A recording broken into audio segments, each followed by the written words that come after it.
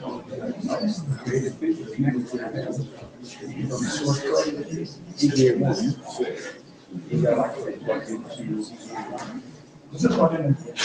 is that if the other end of that cable plugged into?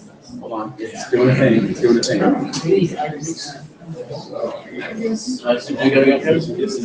Boom. Yeah, there up there. Now you just mirror. Ready? You gotta get on your main display.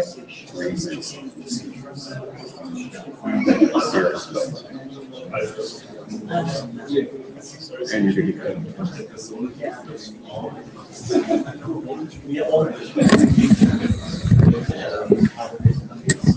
Hello and welcome to IPPM at IETF 96. I think that will say that on the chair slides. I think, yeah, good. This is the IP Performance Metrics Working Group.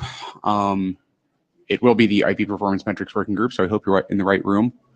This is kind of a strange space this time around. I'm Brian Trammell. This is Bill Savani. We are co-chairs of the working group. Next slide.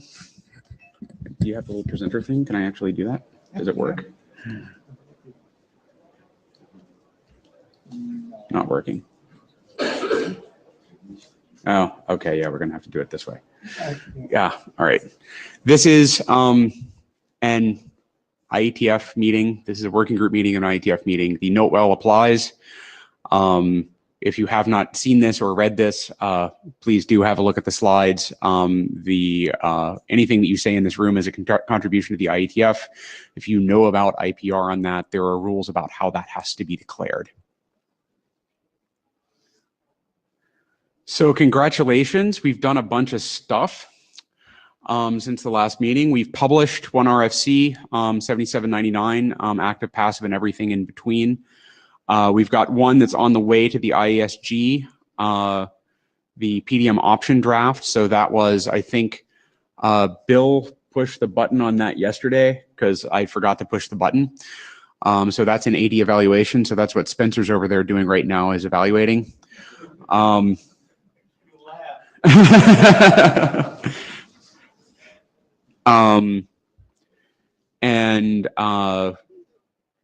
We're done for now and waiting on metric registry. So this is the design of the metric registry, and then we have the initial registry document that we're going to be spending a fair amount of time on today. And we decided after we'd gone through working group last call and we're ready to go, do we want to push the button? Well, maybe we want to hold it in the working group just in case we figure out anything that we did wrong while we put the content in the registry. It's like, oh, we're going to fill this out. Oh, there's no field for this. Maybe we should add the field, and that's a lot easier to do if we haven't already published the RFC. There's a bunch of new stuff since the last meeting. Apologies on my part. This took a little bit longer than it should have because we ran some calls for adoption and then forgot we'd run calls for adoption and needed to follow up on the list. But we got all of these in now. There's, I'll do them in reverse order. There's draft IETF IPPM alt mark, which used to be called P3M, which is the sort of the no-brainer, easy to standardize on our charter part of the P3M discussion we had in Buenos Aires. There's draft IETF IPPM TWAMP time format, which is, as I understand, basically ready to go. We might even start working group last call today because we've had a lot of revs on that as an individual draft already. And there's draft IETF 2330 IPv6, which I forget who I'm quoting here. This is part of our duty as a responsible standards organization to keep these things updated. And somebody noticed that the IPVM framework on top of which all of this sits doesn't actually support IPv6 20 years later. So we should go back and actually fix that.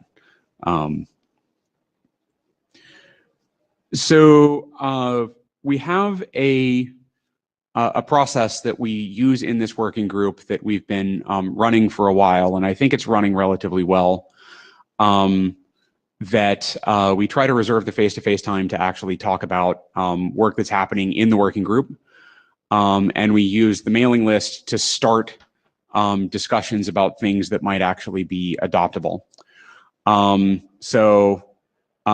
It might be a little bit hard to actually start from nothing to get to where you can actually have, a discussion, enough discussion on the list that there's enough interest that we can actually say, hey, it makes sense to bring this in on the main agenda. Anybody who wants some time to talk about new work that's focused at IPPM, who hasn't actually had a lot of discussion or a lot of interest on the list can come in and say, hey, please give us some time to talk about this. We reserve that at the end of the agenda. So any time after the main agenda, we give lightning talks. So 5 minutes, basically an ad for why you should, if you care about X, then you should read this draft and please talk on the list. But getting stuff on the list without a lightning talk, it's how do we get this to happen? You can announce new revisions on the list. You can also go and ask people to review and say, hey, would you go look at this draft? Like, so in person, go and say, or off list, say, you know, this seems to be interesting to you. Would you have a look at this? And please post to the list. So we use the list to determine where the interest of the working group is, because the work does happen on the list. And if we don't see a lot of traffic on the list, then we can't actually judge whether or not this is a thing that there's going to be enough interest in to bring onto the main agenda. We generally like to keep drafts as individual until they're relatively mature. It should be sort of a thought out idea, and then we'll consider them for adoption. It's not uncommon, like, so the TWAMP time format draft, I say we might start working group last call on this. This is the first meeting that we've actually had it on the working groups as a working group draft, but we've had enough discussion of it, both in meetings and on the list, that I think it's basically ready to go for that. We will consider mature individual drafts for adoption, but I think we're basically done for this year. So we're not going to run any calls for adoption today, and we're not going to run any calls for adoption in Seoul, because we have 3 big chunks of work that we're starting. So I think especially the P3M thing is stuff that I'd like to have the working group focused on, as well as finishing our original documents, getting model-based metrics out the door finally, and talking about getting the registry, which is what we're going to focus today's meeting on. So with that, here's the agenda. First, chair's prerogative, we've invited Ahmad Al-Dabah. Am I saying that halfway correctly? Close enough. From Ofcom and BEREC to talk about QoS measurement as relates to network neutrality and sort of the regulator use case for some of this measurement. And I personally thought this was really interesting. I met him and some of the other people from BEREC at a thing in Brussels in February. I personally think this is an interesting application of these metrics. It's like, you know, we work on the metric side of things, and having definitions that are actually nailed down enough that you can use them as a basis for standards, that you can use them as a basis for regulation. So I thought it would be interesting to talk about regulators and what they're looking at in terms of QoS measurement, aggregating QoS measurement, making judgments based on these as users of these metrics, right? Are these metrics useful?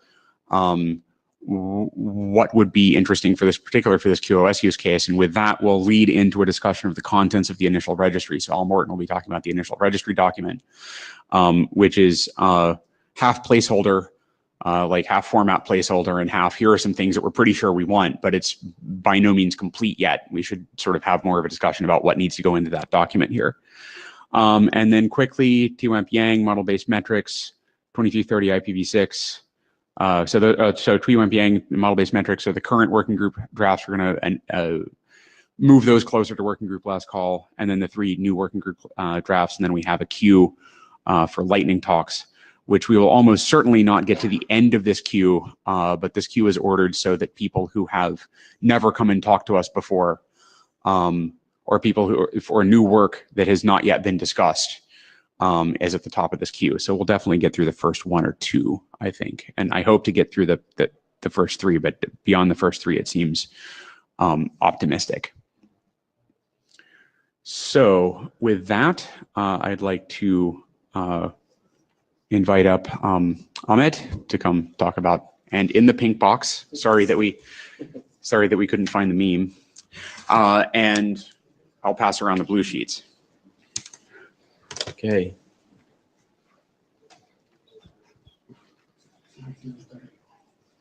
Good afternoon, folks. Good afternoon. Okay. Hello. Hello. Right. Yeah, we're getting there. We do have some slides somewhere. Yeah, hang on. They're over try there. to bring them into something that Oh, that's more thing, I hope. You know what, Bill? We should switch sides of the table so that the presenter can see, or we should, Okay. just because he can't see from the other side. Oh, good point. Yeah. Like you said, the room's a little weird. Okay. Didn't work.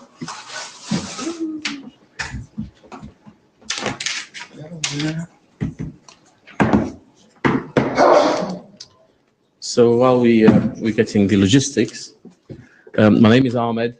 I work for the UK telecom regulator, but today I'm representing BEREC, and I'm here with my colleagues, Volker, whom some of you might have heard speak yesterday, but also Frode, who chairs the Net Neutrality Expert Working Group in BEREC. For those who don't know what BEREC is, it's an organization that brings together all the European regulators under one umbrella, where we exchange expertise and experiences and run projects that have common interest. The greatest majority of the output is really around best practice for regulators and sort of not quite standards, but the way we think about the regulations and the laws and how we should practice them at our practitioner level. Does it need to be turned on?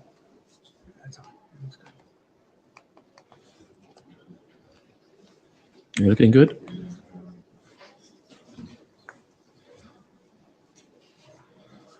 Is there a switch on that? I'm not seeing. I don't think there's any battery. I think the battery's dead. Oh, that makes sense. Yeah, you turn it on. Yeah. Woohoo. Aha, here you go. Excellent. So basically covered the first bullet of my presentation. I'll talk about the network, the Net Neutrality Expert Work Group and the work we've been doing over the years.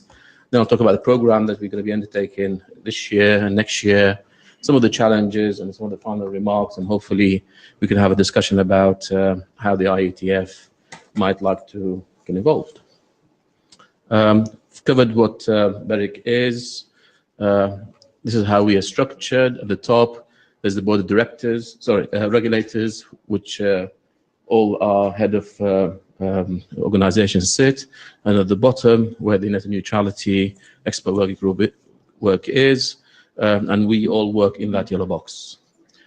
Over the years, you can see we've started in this area back in 2011, and sometimes towards the end of last year, September 2015, the new regulation on net neutrality was passed in the European Parliament.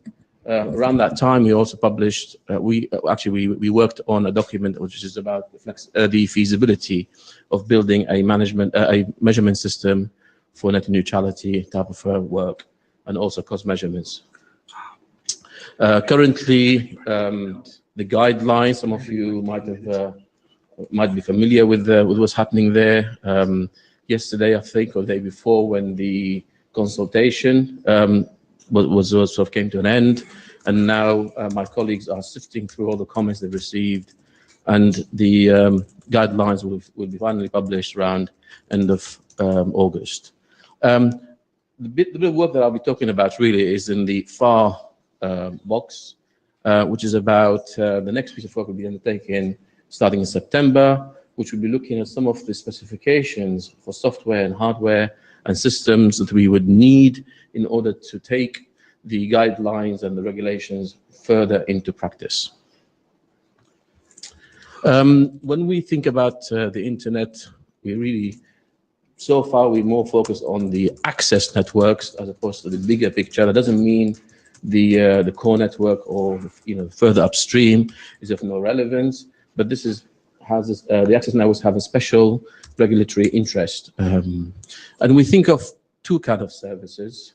One is this, what we call an internet access as a service. Internet access service as a whole.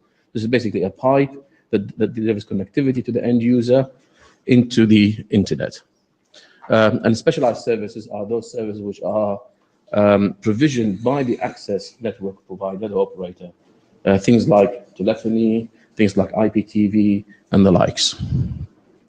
Part of the internet access as a whole, we also think of in terms of individual applications. And the reason why we structure our thinking this way, that's because of the way the regulations are laid out, and some of the work that we've done in the past has defined our thinking along those lines. As I said, 2015, we finished the feasibility study, and the next is the toolkit that we'll be starting in September. And the tool that we look into, the toolkit, I should say, that we look into to develop, the aim is sort of to look at the methods for net neutrality cost measurements. So it's slightly different, perhaps, some of the focus that the internet community have been looking at over the years. As Brian said, we don't look at metrics for the sake of metrics, even though we do have a need for that in another part of our work. But the future will be very much focused on how we measure, how we use the metrics to develop some regulatory assessment of net neutrality and violations, if possible, that is. We'll also be looking to sort of pencil down the specifications for software that could be developed in the future or acquired, depending on which way regulators want to go, in order to meet those requirements.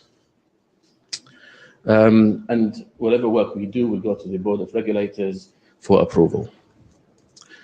So the monitoring aspects, which is now we are required to do by the new regulations, we have, like I said, it's going to be looking at two different aspects. One is the internet access as a whole, and we would require metrics to do that effectively, and also scrutinize the traffic down to the application or per application measurement.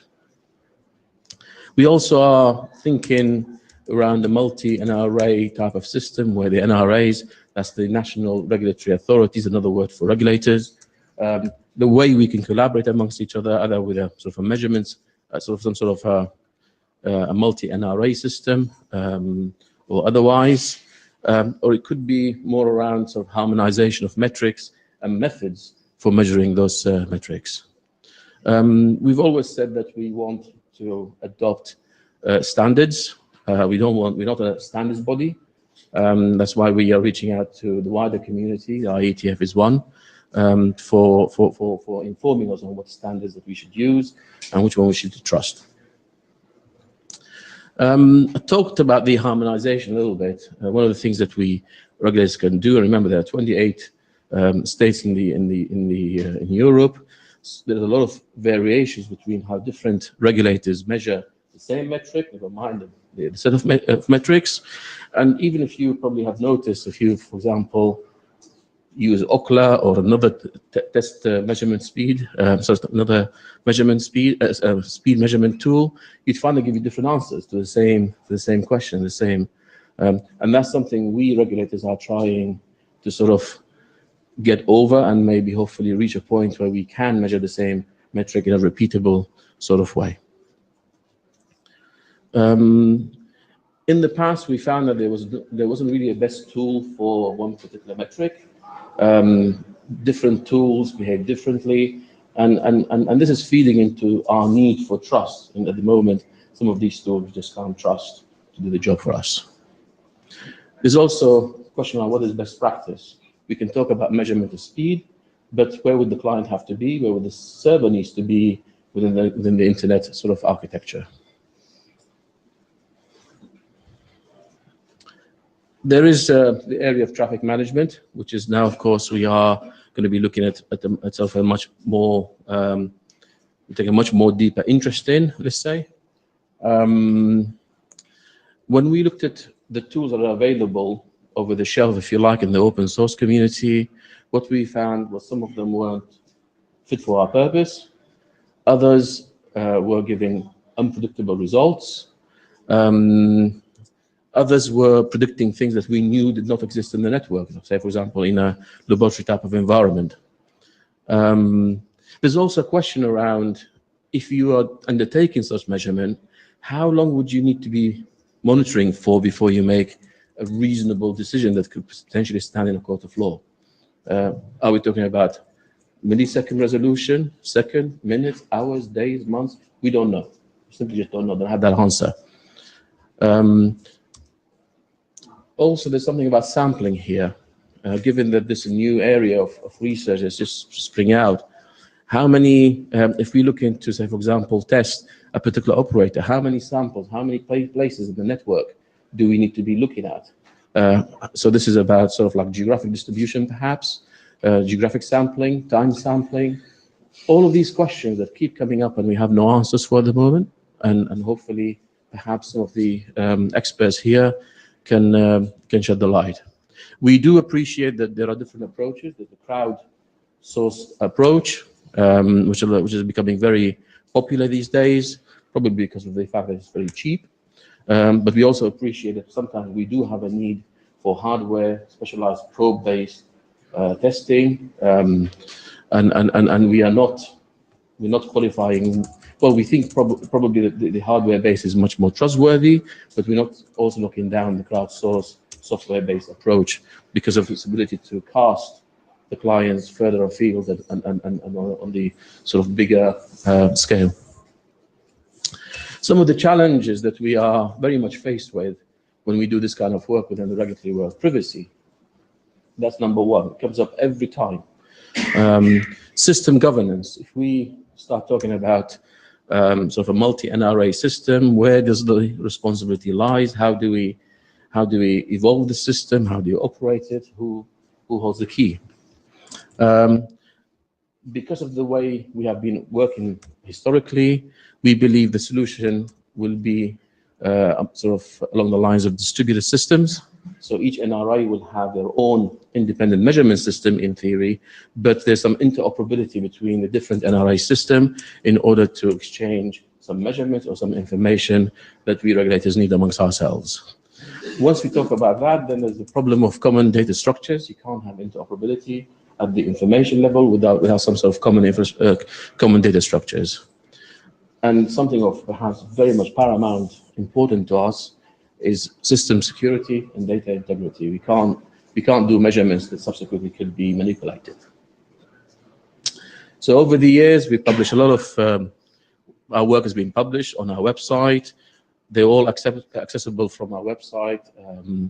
Either get the slides and click on them and it'll take you to the appropriate link, other than the feasibility study, which is an internal working document within BEREC.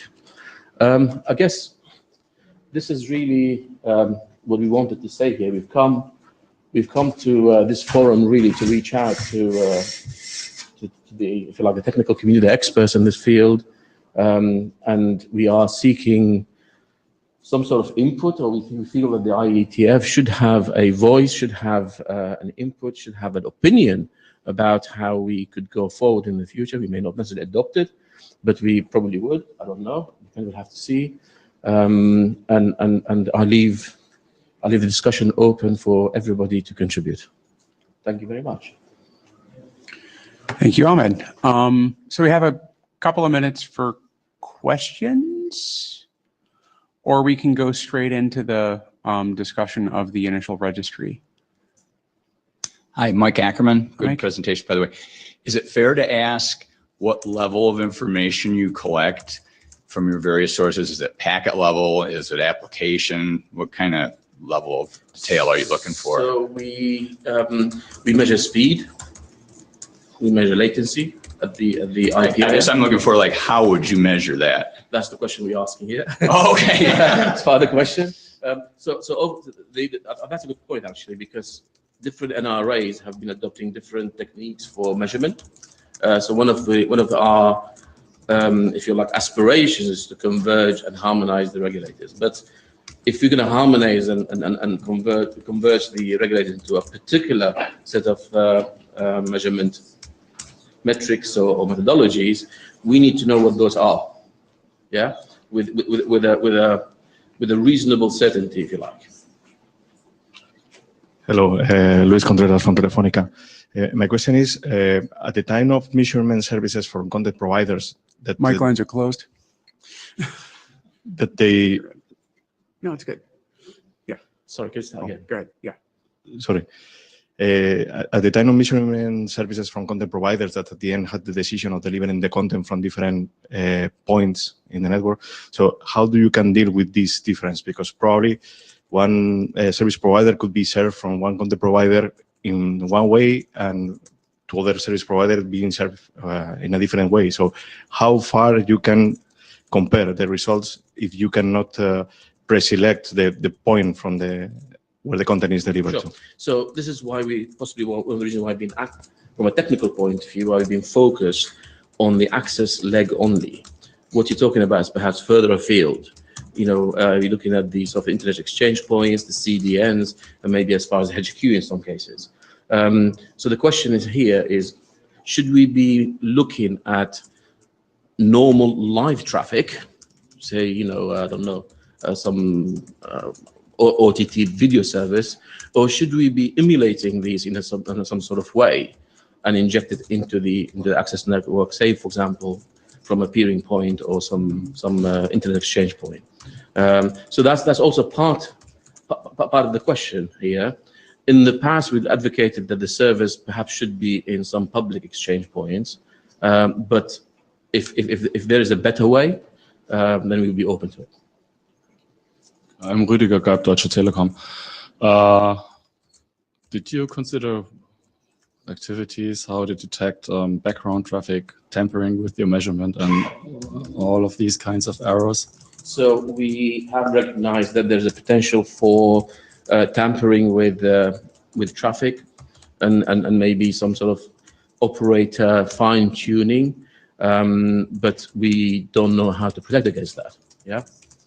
Again, very much open to suggestions, and that comes under our data and system security. Joachim Fabini. So we've done some work in this area, RSC 7312. Okay. I'd just like to say that today's access networks are no longer copper wires from the behavioral point of view, and it's very easy to fine-tune such benchmarking and so on. So please, if you need some support, then just ask. My email is there. So we've been working at layer 3, which is kind of like in theory blind to what access technology we suppose that. By all means, we do also recognize that perhaps, for example, mobile and wireless might be a special case, but that's part of the question that we posed at the beginning. Yeah, that's exactly the question we tried to answer. It doesn't matter. Yeah. Okay, thank you very much. So now I'll call up Al. Are you gonna? I brought my own presentation. Oh, okay, cool. And I realized that I actually.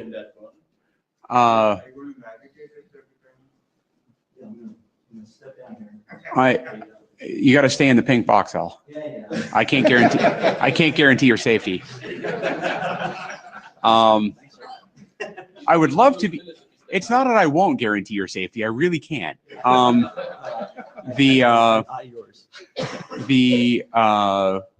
So I screwed up a little bit here. I was supposed to sit up at the front of the room and look really disappointed in y'all that nobody had volunteered to take notes, and then threatened to actually throw everybody out of the room until somebody takes notes. But now I've already started the meeting. I'm taking notes in the Etherpad, which is a really stupid idea for the chair to be doing. So now I'm going to do a little bit of passive aggressive thing here. It'd be really nice if, no, this will just be straight up aggressive. It'd be really nice if somebody could, put their hand up and say, I will take notes for this session. Possibly somebody who is understands the sort of the area, knows the names, and doesn't have a document. It's already started in Etherpad. Excellent. Thank you very much. We have a backup for Barbara. Going once. I'll back up twice. for You'll back up for Barbara. Barbara. Cool. I had some stuff which I was going to volunteer to. Thank you very much. Yeah. Barbara, there's already an agenda in there, so you can just go. Cool. Thank you. Great. Go Al. Okay, I'll go. Okay, so this is 2 talks today. It's the registry and the initial contents. So I guess, let's see, one of these pointing at that does it. Yes. Yep. Awesome. Okay, so I included 3 slides here, which are a truly quick summary, and which I'm really going to go through in about 10 seconds each. So that's all the time on this one. But the problem is exactly what we've phrased here. We have very flexible metric specifications. We realize that we have to nail them down a lot tighter. That's what the registry is all about doing. And all these other things are the reasons to do that. Really raising the bar on specifications will provide the comparability we believe. It's the best we can do as a standards body. Let's say that. Okay. So then here's the concept and format. Each registry entry is a row. Let's see, they're all going to be indexed by IDs and some other stuff there, the URLs. So the next slide shows the categories, and there's probably more time spent on this. So we have summary information, information on the metric definition, which includes a reference and a concept called fixed parameters.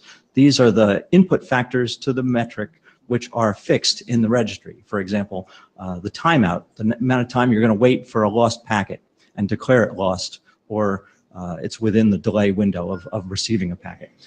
There's lots of other things that go in here too. They're all input factors which have been described in the parameters section of our metric definitions.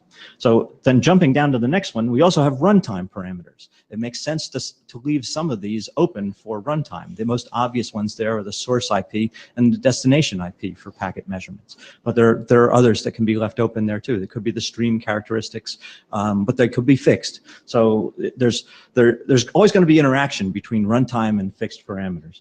The obvious other things there are the reference method. We're going to continually point to specifications to support this. There's always two roles, typically, the source and the destination. When you're talking about telling a device to perform one of these measurements, you usually give it one of these two roles. It's the source or the destination, something like that.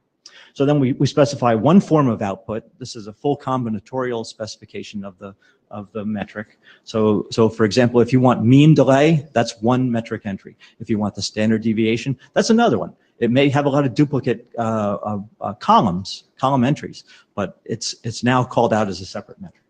Administrative info and comments. Any questions on that? Yes, come to the mic. Oh, did you have one? Oh, yeah. If you have one, please, Ahmed. Come to the mic and state your name for the record. Yes, hello, it's Ahmed again. Again, is of my surname, by the way. One of the things that we are very much interested in is not just the metric, but also the methodology. I guess that's why you have the reference RFC. Yeah. But an important parameter for us is the precision of that particular metric. Let's put it this way. I personally am comfortable with an estimate of mean, which is not very accurate, but I need to know how inaccurate it is. You see what I mean? Yeah. Okay, so the closest we can get to that, I think, is the resolution with which the system can report the result, because we're not specifying the actual systems. The precision is going to be dependent to great degree on the timing quality. And one-way delay, for example. And all that information is to be captured in perhaps the RFC. Raising the risks or the issues that are associated with that particular measurement methodology. So the RFCs do that. They talk at great length about clock-related issues and timing-related issues and so forth. And there is a section on reporting calibrations and things of that nature. Okay. So it sounds like you're looking for. This would be something that people implementing these metrics with a particular implementation and system would report what they believe is their nominal accuracy. It's part of the calibration, perhaps. I did see somewhere the word calibration on your slide. I don't know. Maybe I missed it. But like I said, the principle is very simple for us. Yeah. Metric, how you measure it, and how good it is. Yeah. Or how inaccurate it is. Right. Whichever way you want to that's an excellent feedback, and I think that we have to handle that in a way that doesn't. We can't specify. I don't think we want to specify a minimum accuracy here. No. I think what we want is for systems to be able to run a calibration test and report that along with the results. Absolutely. And so I think that I'm now hearing this as an output. Parameter, something like that. Yeah, that's right. Yeah. And I lost the thought. Sorry. I guess. Well, it's gone. If it comes back, I'll come back to the microphone. So, Brian Trammell, Hatless. It occurs to me that it might be an input and it might also be a column on the method of measurement. So the method, it's not, in that case, it's not accuracy, it's tolerance. It's how, or do we don't really have resolution in there, but you could basically say this is the minimum resolution at which it doesn't actually matter if you're going to implement this. Resolution comes as part of the output format. So data format, all right, let me read that part of the document again on the output format, because I think that it's very subtle, the difference between this as a as a tolerance on the method Mm, versus the resolution of the output, right. right? But yeah, and then the output, like the achieved resolution, is part of the output, and to some extent that is a property of the data format if you're using a data format that allows you to express resolution. But it's an easy thing to get lost, and I think that's. Yeah. Sorry. So the idea is that Ahmed was asking about, well, what about resolution and precision? Oh, he was asking about accuracy and precision. Yes. Right. Right. Exactly. Yes. Right. Yes. Right. Right. Yeah. So he was asking about accuracy and precision and where do these show up? And I actually do think that there is a accuracy and precision associated with the output, of which resolution is a part, right, but it's not necessarily the only part. Right. And I think it might also be a property of the method of measurement, where it's essentially an inequality that says you must be able to get me at least millisecond level resolution, or this is not useful, right? So one of the reasons that we use this registry, we're defining this registry, is to say, here's how you should implement this, and here's how we can all agree on how to take these metrics and have a small list of things that we can have to compare. And one of the things that I think might be missing here is the achievable precision and the achievable accuracy. Yeah, it's both. Accuracy is more important. Yeah. Okay. This is why we left the registry format out of the IESG. Yes, that's right. That's right. No, excellent points, and thanks for additional clarifications, Brian and Greg. Marius Georgescu. So to follow up on that question, I was actually thinking about where it's not necessarily accuracy, but it's variation. So in that context, I think Ahmed, was referring to the summarizing function, right? So summarizing function for the mean. What's the distribution? I wanted also to ask about sampling distribution. What exactly does it mean? Like what does it refer to exactly? That's our opening for passive measurement. So you can have traffic filters, which you set in, that enables you right from the start to kind of narrow in on the stream of packets you like to observe. So it's then you may not observe every packet in that stream because there just may be too darn many of them. Yeah. Of course. That's population, let's say so. In this context, I was actually thinking about the statistical information. And I'm not sure how that can be captured, but it might be important. So for calibration purposes, to actually see if the measurement is relevant, right? We have been discussing this in BMWG as well. So I think the combination of various summary statistics will help you determine the confidence in the thing that you've measured. Ultimately, if you've got a strange distribution there that kind of befuddles the classic metrics, the bimodal distribution is a great example. There, you've got to then look at something more complicated, and that's where if you've got that situation, the strength of having a private registry or a set of parameters that are fully runtime really helps you to narrow down and to collect all the raw results. For example, that was one of the openings we wanted to leave, is that you can have a registered metric that you measure, and what you get back is every individual result for every packet which flies through the network, right? So by the way, this is what IPPM RFCs require. They actually want every singleton. Not everybody provides this, but if you look at the RFCs, that's what they want. They talk about pairs, time, measurement. So this should be able to do that as well. It's just that at one point we had raw statistics in there, or not statistics, raw individual results, and it was mixed with it was 2 outputs instead of 1. So quickly we wiped out the raw one, and so that's another input, in fact, that we should at least include some of these cases that are raw output, the individual singletons. I guess I was trying to clarify if that's saved somehow in the registry, like that information. Of course, you have the referred RFC, but is there a possibility for having multiple functions, like instead of just mean, like have median, maybe first percentile, 99th percentile? Like, Oh yeah. So that's in fact, possible, right? when we get to the naming, you'll see some of those things. Sure. So Okay, I was going up. Yeah. Okay, thank you. Yeah. All right. So you can sit down. Let's get to Greg here, and then we can maybe move to slide 5. Thank you. Greg Mirsky. Back to the question of defining or determining precision of the measurement method. That's actually a question to you as a co-chair of the benchmarking working group. Would it be something that a benchmarking working group will work on?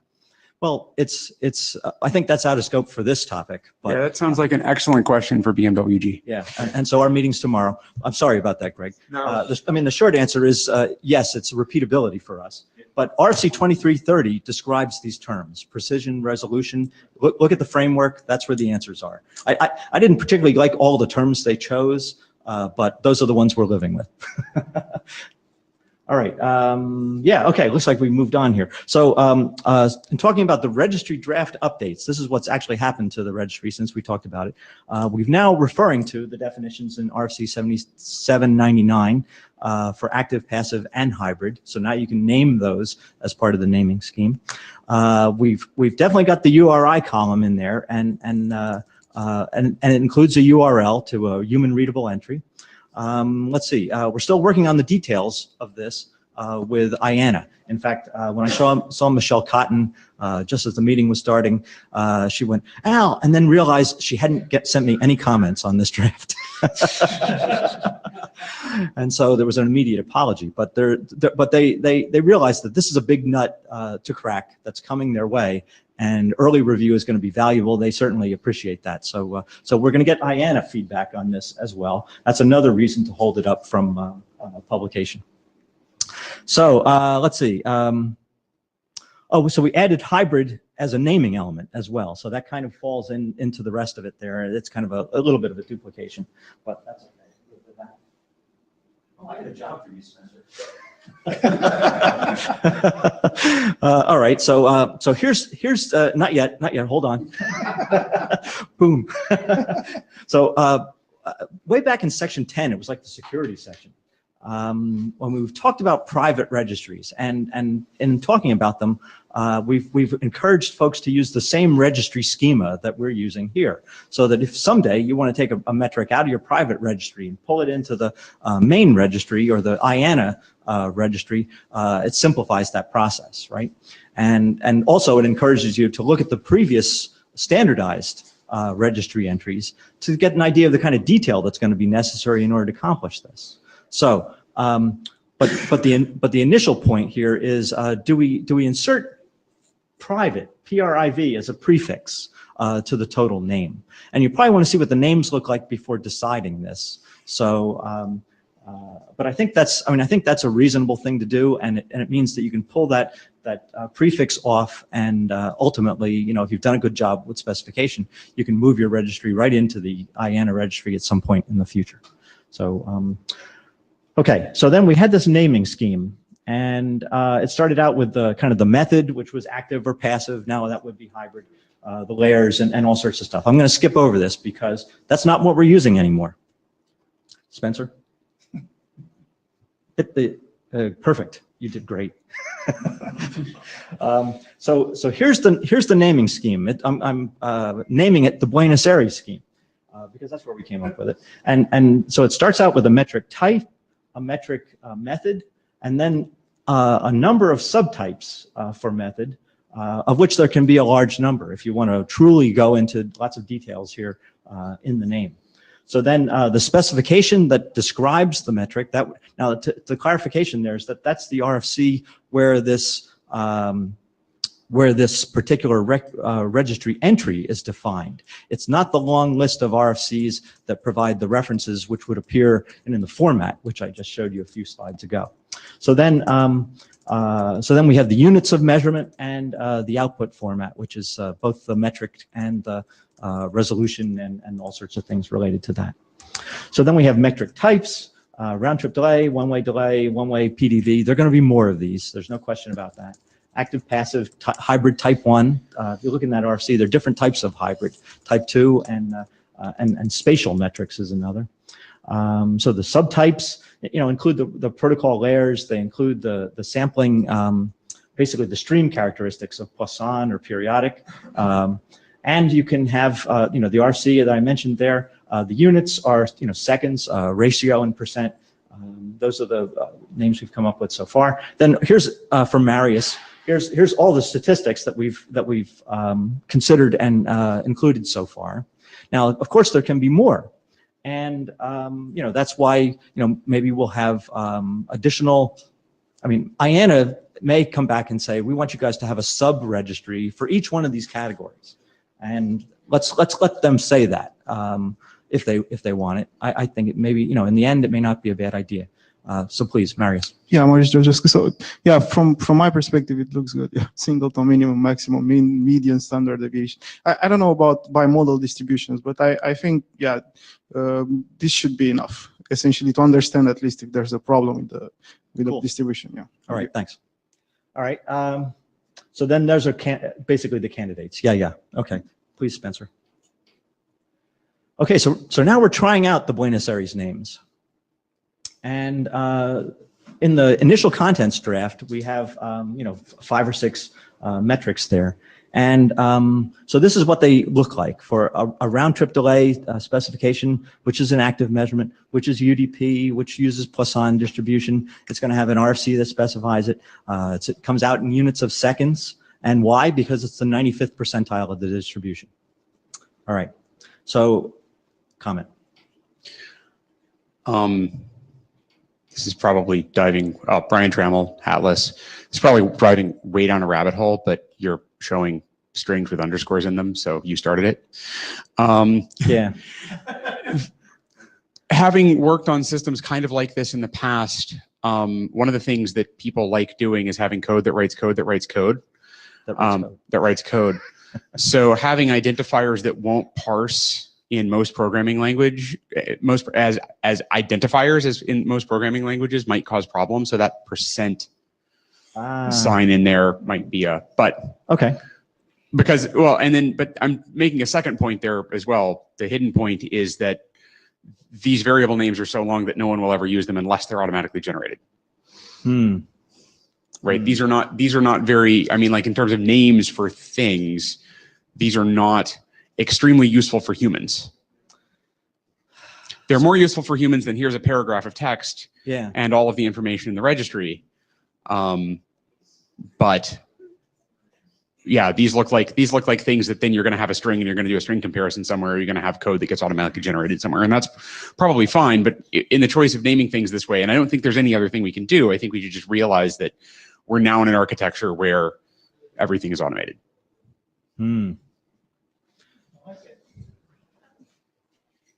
That's cool. I don't like writing code, but I like it that the names feel hierarchical. Huh? They feel hierarchical in the sense you can keep adding sublayers, correct? Yeah. And you said you like that? I like that. That's actually an important property that you want to capture the right amount of. And ASN1 goes too far, and not having any is not far enough. And this is sort of a nice place in between. Okay, that supportive comment came from Matt Mathis. All right. Thank you. But Brian, just to, before you jump in, Andrew, please, you're suggesting we should get rid of the underscores, or replace them with something else. So the underscores are actually much better than dots, because we did this with mplane and we put dots in, and they're like, 1, it looks like a domain name. Yeah. And 2, you can't put dots in, like in C. If you're generating code in C, then you have to have a thing that translates the dots to underscores. So underscores are fine. Okay. It's the percent sign in there that might cause problem with string escaping. Got it. the first words you said were about an underscore, and I thought maybe I missed something there. Sorry. Good, thanks. Andrew. Andrew McGregor, are they hierarchical or are they label sets a la Prometheus or Worldmon? I missed the last part of that. In the style of monitoring systems like Prometheus or Google's Worldmon. In other words, the label set is a bunch of labels attached to it that are not inherently ordered, unlike a hierarchical system. So it's a multi-map rather than a tree. Not inherently ordered. Some parts of it are so there should be a ordered. syntactic distinction between the parts that are ordered and the parts that are not.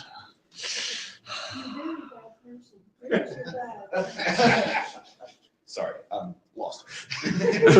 So Andrew, I think the only part that is inherently unordered is the subtype methods, of which there can be some variable number.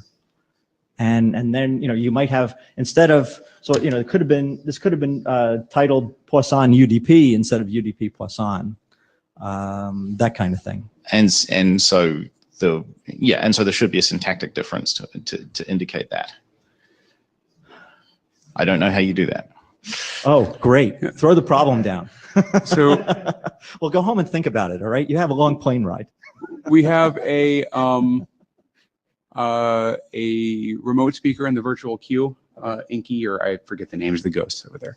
So this is Ignacio Alvarez Hamlin. I'm going to push the button and he should be able to speak.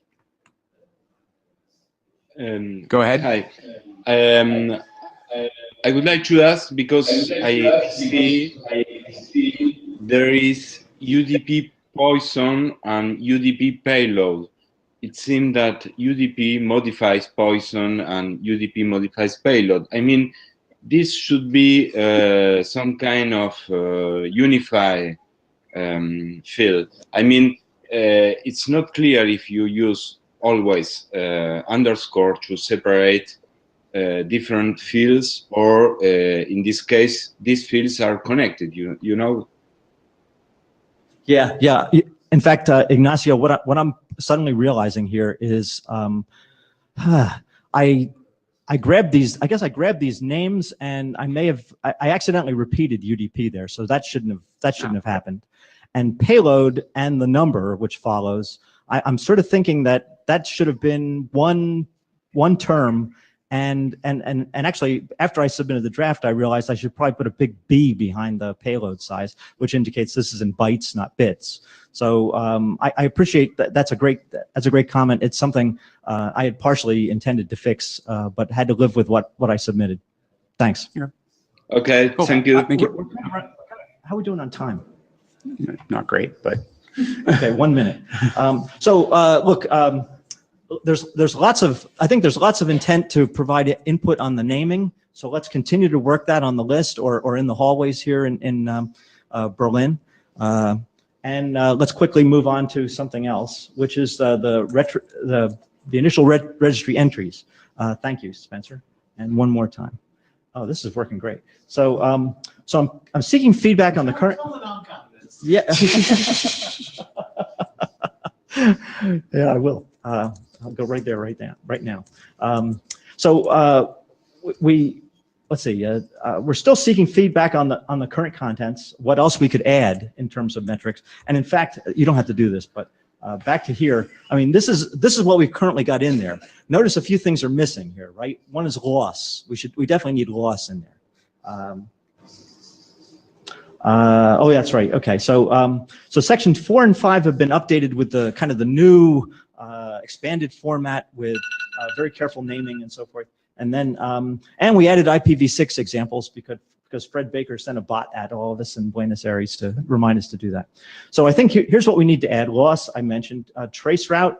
We're going to talk about that. In fact, Joachim and I have talked about it a bit this week, and Ignacio is going to participate in those discussions when we can get him on the line.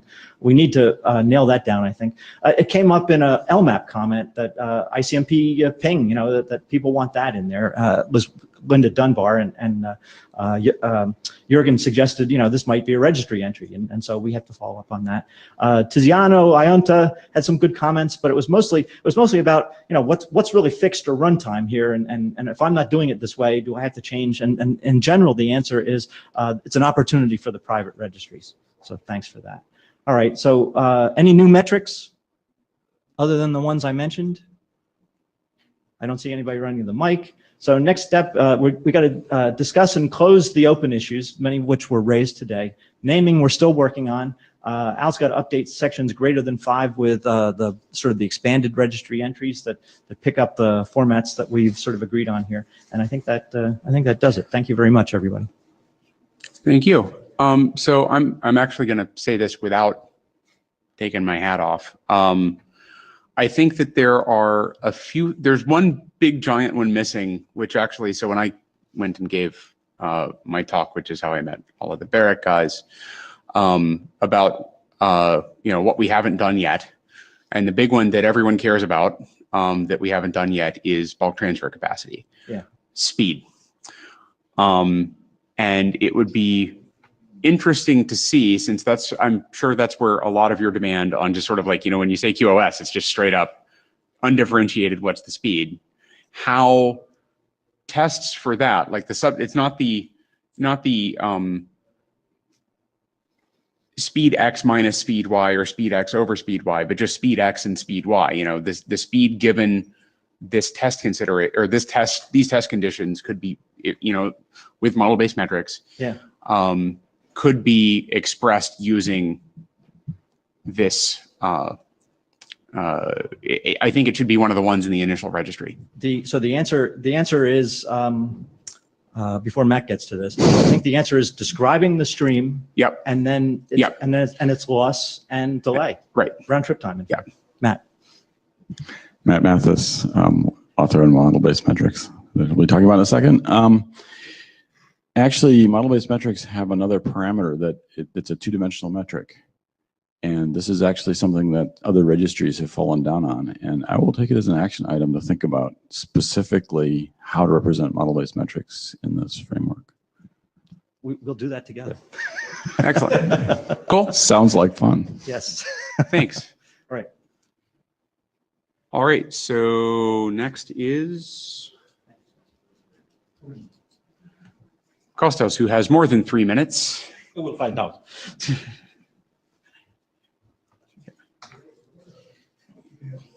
Okay. All right. 15, but we are running late. But. So I'm really sorry because I missed Buenos Aires. But what can you do? Okay, so who has read the draft? Please raise your hand. Okay, that looks promising. So these are the two figures. We probably may need them for the discussion. I think for those who have been familiar with TWAMP, you don't really need them. But I want to emphasize that there are, in figure 1, 4 logical entities based on what the original TWAMP document describes there. They are a little bit redrawn compared to the original figure, but that's about it. We had a major change in this version, and that is basically that we got an extensive young doctors review, which highlighted a couple of things that had to do with what goes into the young module definition, what goes in the UML figures we had, and also in the description that we had in section 4.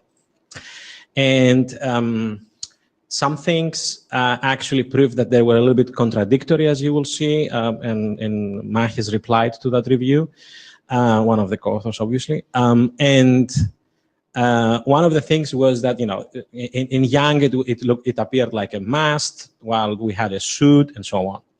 To get out of this problem, we decided within the author group to, and based on his suggestion, of course, the Yang doctor, to move all the specification effectively in the Yang module. Now, you can click on that revised and you will see that there was a lot of blocks of code moving around.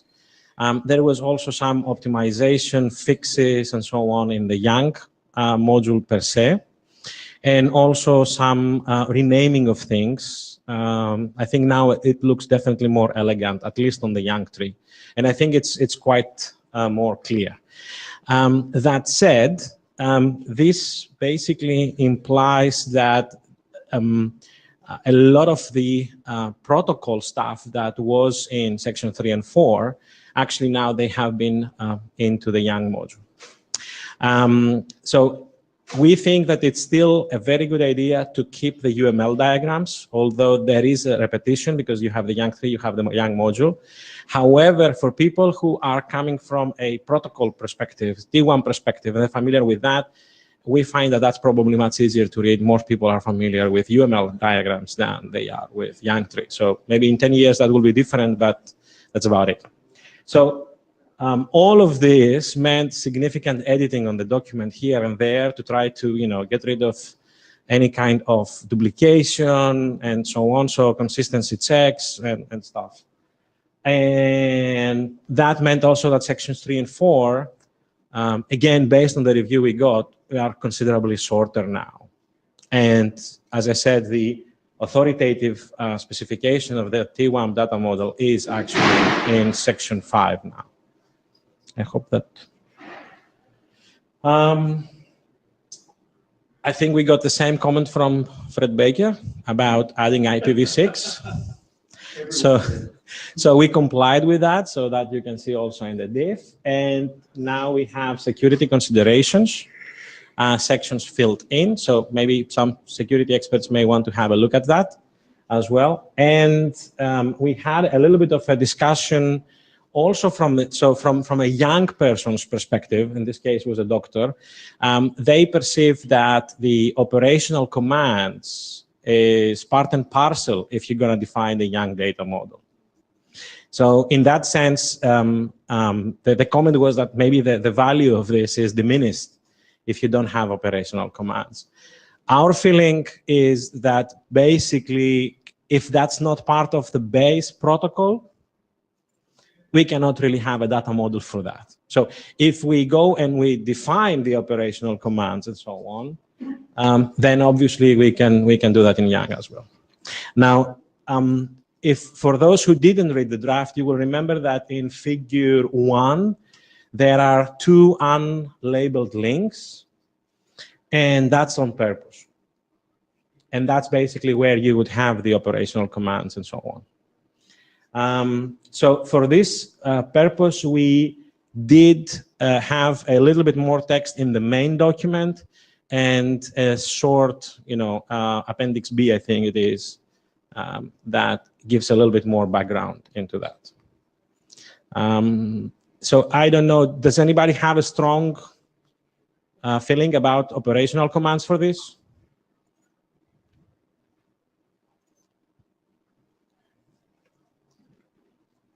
Greg Mirsky, Ericsson. Yes, I think that operational commands for T1 test model are essential. Mm-hmm. Actually, I do have the question comment on reference model because the T1 control is an optional to control the T1 test protocol. When we are using data model. Where is that in 5357? Yeah. The fact that it's optional, where is that in 5357? It's in the 4656 in OWAMP. I think there may be other readers that have a different opinion about that. Yeah. But again, my understanding is that T1 control and T1 test are 2 different standards, and there could be a different control plane for the T1 test. So in my view, the data model does provide this control plane for the T1 test, and it should be capable of being used without T1 control data model. Well, actually, this is indeed the case. So if you go through the Yang module, each one of the entities that you see here, control client, session sender on the one hand, and server and session reflector, actually can be on themselves, on alone. So I could be for example, session reflector vendor only. I can just sell people reflectors, nothing else. Once this thing becomes an RFC, if I go to my customer and I say that this is my session reflector, which is RFC XYZ compliant, it's done. I'm not selling them the rest. I'm just telling them that my session reflector product, container, software, whatever it is, actually supports this Yang module. And there is nothing in the RFC that says that for anybody to be compliant with this, they need to support all 4 logical entities. Well, the way I read the data model is that it has, in a sender and reflector, it has a dependency on information that being negotiated in control. So it's not explicitly configured onto reflector or sender. Right. So I would say you read this version 01. Yeah. So I would say that I don't agree, but we could bring it on the mailing list if you want. Okay. I mean, specific text, what you want, and we'll take it from there, I guess.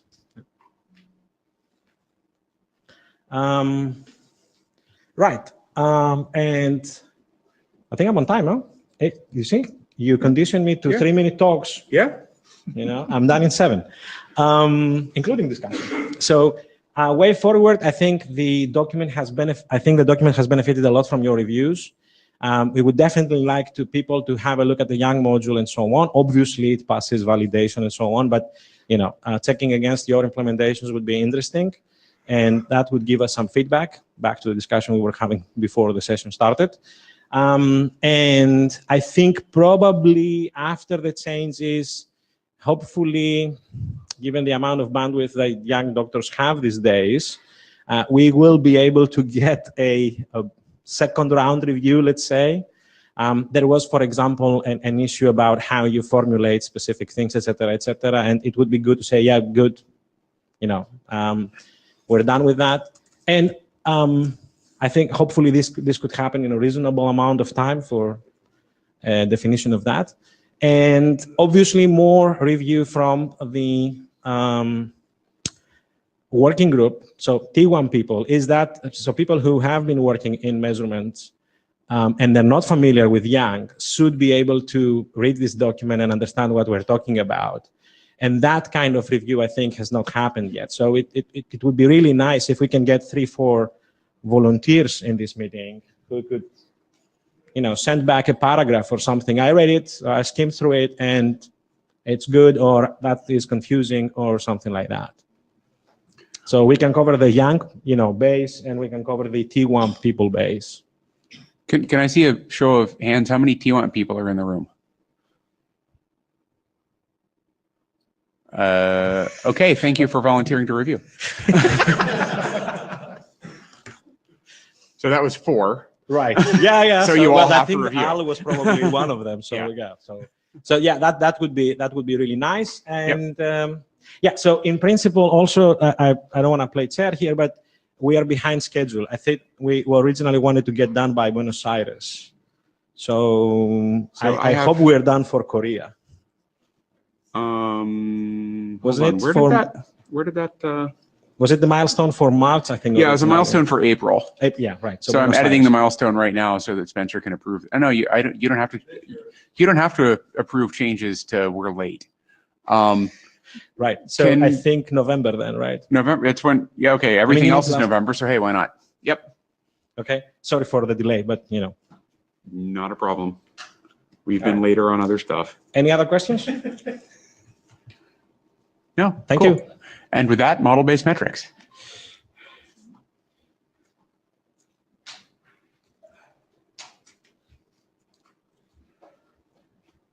Trying to do an Alice trick.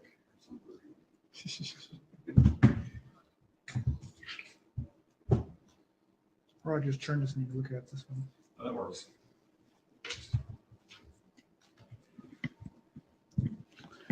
And I might pull the microphone.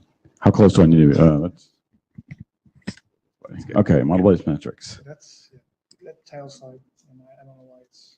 Oh, okay. Comes up blank. First slide. Eventually, go to the next slide. Okay. So I'm Matt Mathis. I've been working on model-based metrics for far too long, mostly because I've got a day job that doesn't always let this in. And I've missed a couple IETFs here. I want to talk today about where we are and what we need to do. I think the document is really ready to go. It's been working group last called, I think actually through two twices, and gotten pushback on language. And we've been spending a lot of time trying to straighten out the language. And so I'm just gonna leave that there. Then I'm gonna get to that in the end. And I'm going to talk about some concepts in model-based metrics to try and tie it together and motivate people why we're interested in, why I think this is the right answer for a whole lot of questions. Next slide.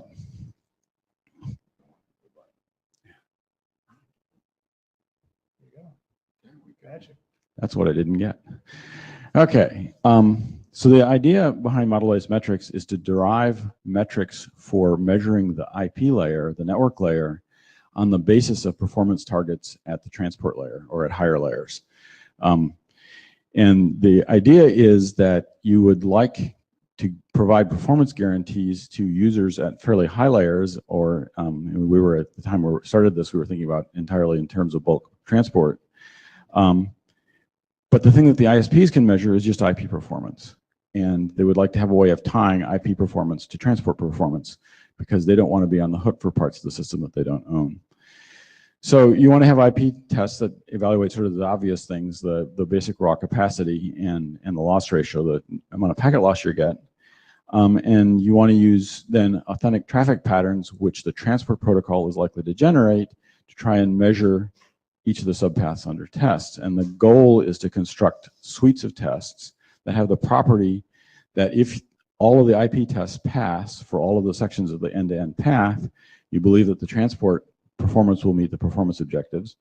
And if any of the tests fail, that there will be some users for which they will fail. Not necessarily all of the users, but some of the users for which they will fail.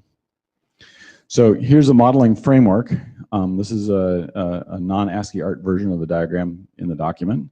The point is you start at the top with a target transport performance for bulk transport capacity. The primary parameter is target data rate. You also turn out to care about what the intended round trip time is, the maximum round trip time that you need to support, because of some details I'll get into later, and also the MTU, the maximum transmission unit. And you use some models to predict what sort of the span of traffic patterns that transport could generate for those parameters. And the delivery evaluation, you want to estimate how good the delivery has to be in order for the transport to meet that specification. So let me give you two specific points here. The traffic tends to be bursty for self-clock protocols. It tends to be bursty on the time scale determined by the target round trip time. So if I'm actually running on a 10 millisecond path, I'm likely to see a 10 millisecond structure in the burst, and that actually matters to the queuing. The delivery evaluation, the one used in the document, is actually the 1/√P TCP performance model. It has the property that the threshold for the loss rate goes as the square of the round trip time. So this test gets harder as you make the path longer, and that is actually something that we observe in the real world, that it's harder to get transport to run over longer paths. Let me say something else that's really important about this. To the extent that you can construct the test such that the subpath doesn't influence the traffic and doesn't influence the statistics, it doesn't matter exactly where you source and sync the traffic, the test traffic. The goal is to have a property here called location independence, which other metrics don't generally have. Other internet metrics fail at this. If I have a path that has a flaw in it, that has some sort of weak link in it or something, it should be observable for any stream that goes through that path, even if they're different links, even if they're from different test sources, even if either the ISP measures the link itself or an external observer measures the link from a longer path that includes the link. This is the goal. So The concept of model-based metrics actually is not specifically tied to bulk transport capacity. Bulk transport capacity is the one that's most interesting because of some special properties I'll get to in a second. The first questions, there's a long list of metrics inside of the document, but they sort of fall into three buckets. First of all, whether or not the pipe is big enough. That's kind of an obvious one. And whether or not it has a low enough background loss rate. One of the important details that I will talk about on the next slide is it's important that you suppress the self-inflicted congestion caused by throughput maximizing behavior in TCP by congestion control. The next group of tests are queuing tests. This is basically whether or not you have enough buffering to deal with the burstiness in the data. And then finally, there's a bunch of things that are called engineering tests, which refer to whether or not the whether or not the dynamics of the network plays nicely with the control systems in TCP. And you can actually meet the first two groups and then have protocol devices that fail. One that's been in the news lately in the IETF is buffer bloat, which is the state where the network is not sending adequate signals to the transport to slow it down appropriately. It doesn't hurt your own capacity, but it screws everybody else on the channel. One of the historical ones is a phenomenon called capture effect that was first discovered in Ethernet. If you have a link which is half duplex, which you do channel allocation by draining all of the packets waiting in one direction and then reversing the channel and draining all the packets in another direction. If you run a self-clock protocol on a link like this, it turns out to revert to stop and wait.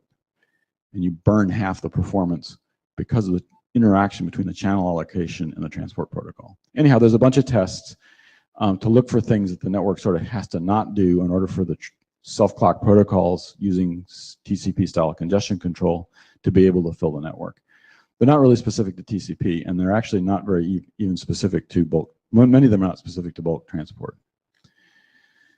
So, self-inflicted congestion. The reason bulk transport capacity is so complicated is because, in fact, it's a dynamic equilibrium problem. It's very much like chemistry, a chemistry problem or something where you have multiple state variables which are interacting very, very strongly, and as a result, all of the states are very strongly coupled to all of the other states, and the entire system behavior depends on parts that are out of scope, that are out of control. And furthermore, because of the sort of circular dependencies between all the parameters. So for instance, the data rate is determined by the loss rate, and the loss rate is determined by the queue depth, and the queue depth is determined by the window size, and the window size is determined by the loss rate.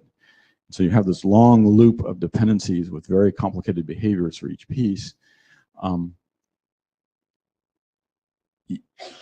Measurements done in a system like that aren't predictive for other environments. And so they're not comparable. They're not really metrics. They don't tell you much about the system. What they tell you about is the number that you got for a particular measurement. If you suppress congestion control, you make the dependencies all open loop. None of this, all the circles go away, and then you can actually get independent measures of parameters like loss rate. That doesn't depend on the fact that TCP is using loss to measure the network. Let's see, and the goal is to make it predictive. So let me talk a little bit about the importance of location to dependence. One of the properties, and this will become intuitive once you see the aha. If I measure with a TCP protocol, a basic TCP protocol, the performance from MP1 to MP2, it does not predict the performance for any other pair of connections. We all know this today because it happens all the time. And we don't do these kinds of tests because it happens all the time. The point with bulk transport capacity is the metrics you get from bulk transport capacity are predictive for other pairs of measurement points. And those metrics then determine a bound on what the TCP performance would be over the same path. So please read the draft. The source is actually in GitHub now, and I'm open for questions. So who's read the most recent copy of this one? This is actually, it came in relatively short on the deadline. It came in an hour before the deadline. An hour before the deadline. It's relatively short.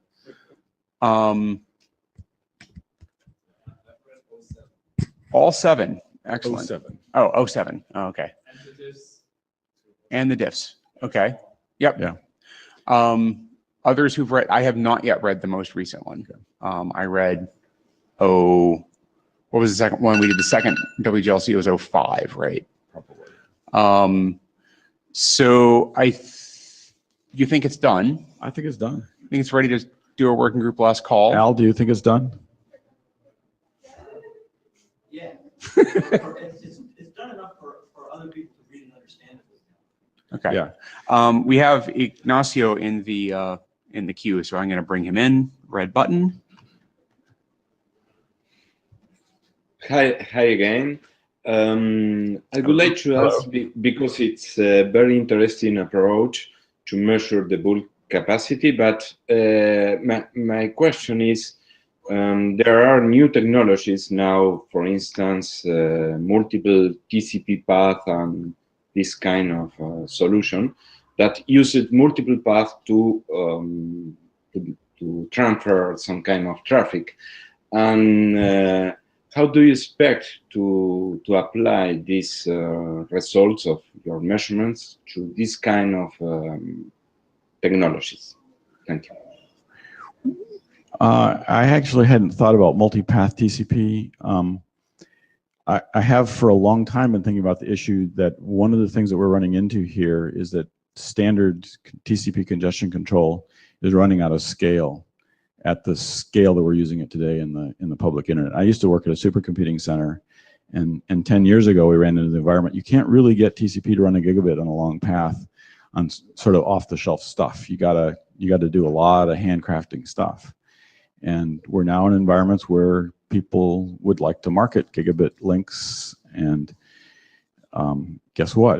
The problem is TCP, not, I should say the problem is standard congestion control, not either TCP itself or the network. And one more answer, Ignacio, Al Morton. Okay. Multipath TCP has several separate paths that you can identify.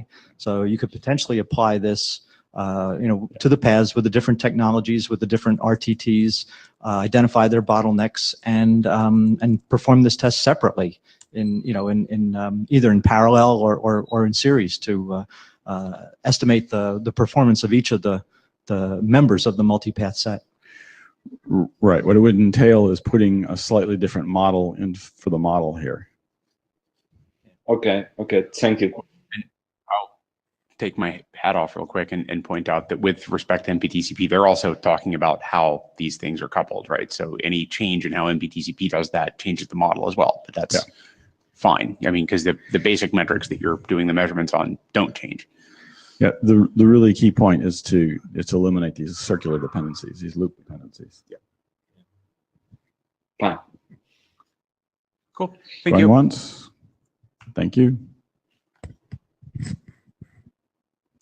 All right, so we have one person who's read the most recent, I would say.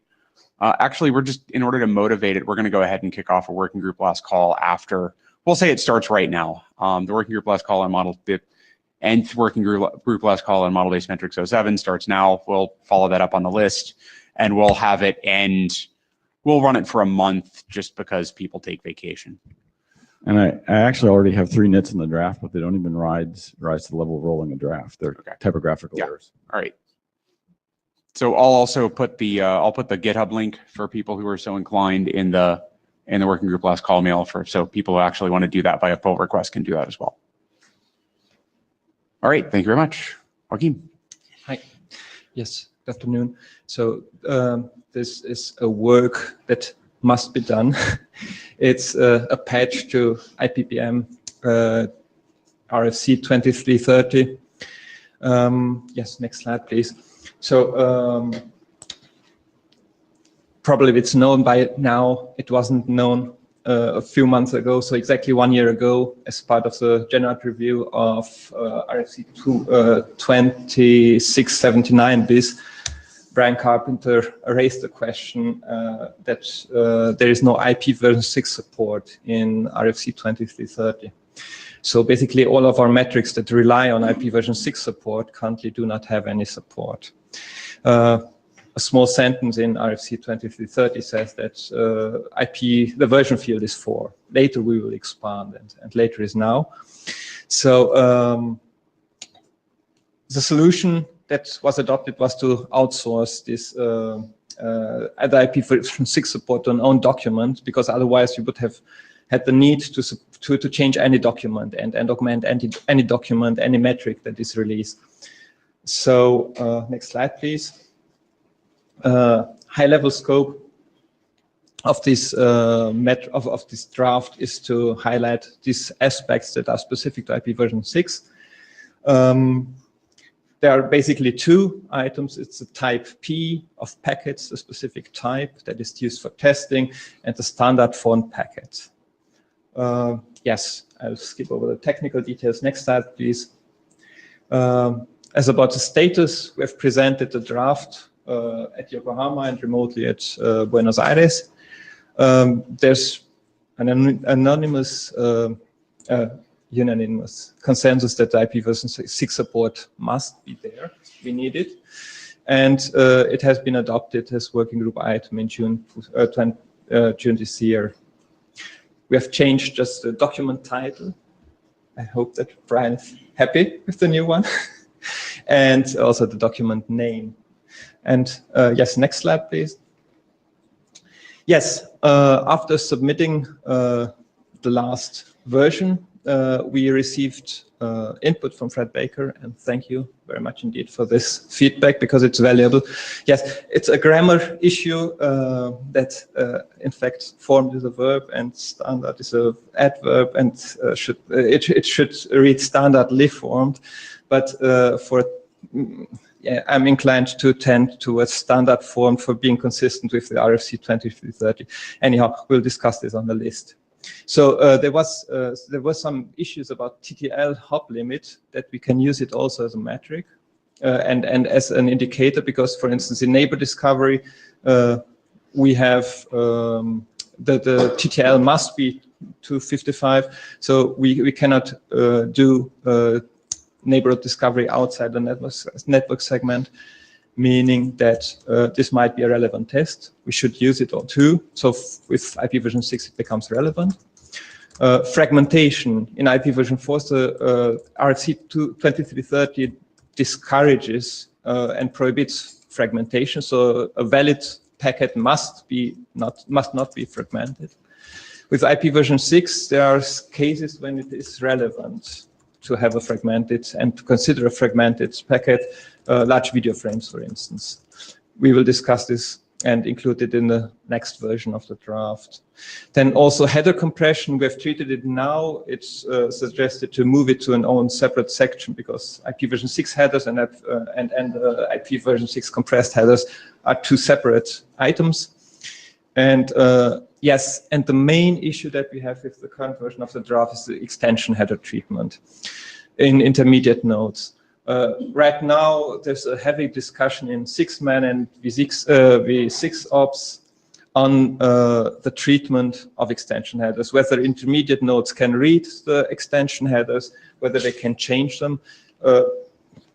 As far as I know, the tendency goes toward prohibiting such access, but we are looking for a solution. We will not invent our own solution. We will try to get compatible to the solution that is found in these working groups and align with them. Next slide, please. So yes, and one more, Marius Georgescu gave some feedback. Thank you. It was too late to integrate it on the slide. So on transition, IPv4, IPv6 transition methods and net issues to include them. Yes, so timeline, we depend on other work. So we adopted a conservative deadline, Prague, in about a year to be ready. And yes, we're ready for questions. Yeah, so Marius Georgescu, I wanted to know that, first of all, it was my first question in the mailing list as well. Is or are transition technologies considered by the draft? Are they in the scope? We have a small paragraph on this. that with the type P, that it might change along the path and so on. It basically covers, but it could be made much more explicit. You're right. So yeah, I think it only talks about not, and okay, not is one of the ways to do the transition, but there are many other ways, and maybe some more details on that. And also on the overhead, I was thinking that it might be necessary to specify that somehow. It changes the type P. Yes. So basically, it's all related to type P. And if you do white box measurements, then of course it's relevant. If you do black box measurements, then it's kind of hidden. So we need to find a trade-off here. But we will definitely approach you also with respect to this one, and we'll integrate it. Yeah, thank you. Thank you. Thanks. All right, thanks a lot. So just logistically, primarily the work now is watching what happens in 6-man, or I mean, there's a bit more to do, but the bulk of this time. No, first integrating the comments, all comments of Fred, and seeking a compromise with Marius, and afterwards, then watching what happens. So shall we put you back on with another 5 minutes in Seoul? Yes, or please. do we Yes, just, okay, yes, cool. There will be a new version. Okay, good. Then. Yep. Matt Mathis, I've missed a couple of IETFs, so there might have been some conversations about this, but I was wondering how much thought was put into including or excluding other issues with 2330? We put a fair amount of thought into it, and we decided that we wanted to do them one at a time. Okay. Because there's like single sections in 2330 that need to be wholesale replaced. Yes. Okay. So send a draft. We'll put it on the agenda in Seoul. Or twist some arms to get the draft written. Yeah. Okay. Or send a list of sections that need to be fixed actually to the list, and see if you can find volunteers. Yeah. So there was definitely one more numbers. working item is this time issue. So the host times and so on. I had a draft on it. It expired. Yeah, I didn't have the time to update it. Right. So there will be some more work. Yeah. And finally, probably when we're done, we will refine Pull them together. Yeah, that was document. the strategy, was that we fix them one at a time, and then we can roll a BIS from the fixes. So the time thing is basically you can unexpire that while we're waiting for 6-man to happen to do its stuff, right? Okay. So you volunteered for one by writing the draft in the first place, but actually a catalog of those, here's where it is and here's what direction it needs to go into to the list, and then we can solicit volunteers. Yeah. Nalini. Hey, Nalini Elkins. I'm having a little bit of trouble waiting for 6-man.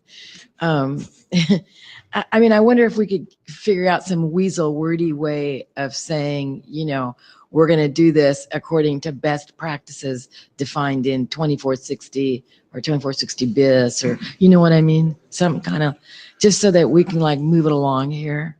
As soon as it is clear what will happen in the V6 ops and in the 6-man, we can go ahead. I mean, people have been arguing about this for a while now. That's why I'm asked. That's what I'm saying. On the other hand, having a draft that then conflicts with existing RFCs is worse than waiting. So that's my opinion. Sure. Yeah. It's fine for us to do the work up front if we're pretty sure it's going to happen, but then holding it in the working group is preferable to holding it post IESG evaluation, just for process reasons, because you don't want to have to then run it back through that process. I guess this issue will be raised latest at the IESG. Yeah. So if we send something out that was too weaselly, the IESG, if they were doing their job, would kick it right back to us. So we might as well keep it in holding pattern. Is there a way of doing an explicit pre-review hold on another document? Yeah, you can put you can make sure that there's if you put a normative reference to a document that doesn't exist, reference, it won't go through the RFC editor queue, but we can just stick a thing in the working group status for, should this take so long that both of us are replaced as chairs, that says don't touch this document until the 6-man people are done. But I tend to believe that 1 year thing, because the things that we're hung up on right now are relatively fundamental, and they'll have to make some choices at some point. Marius, just a follow-up question. If there are more issues that are found, why not have a BIS of the RFC, not just IPv6 and, whatever else? So the idea is to have multiple documents and then roll them into a BIS when we've found them, because otherwise we've got this big open document, and it takes years to actually find people, because this is the unglamorous work of a standards organization, so it's hard to twist arms to get it done. And if it's a gigantic piece of unglamorous work, it's even harder to twist arms. Yeah. Okay, I see. Thank you. Good. Thank you. Okay, then. So time format, if I understand Greg correctly, it's more or less ready for our last call, and you don't have any comments, correct? Yeah. So I have not yet finished sending out the model-based metrics last call email, but that'll go out probably during this presentation, and then the time format last call will go out shortly after that. Okay, so next is alternate marking method for passive performance monitoring.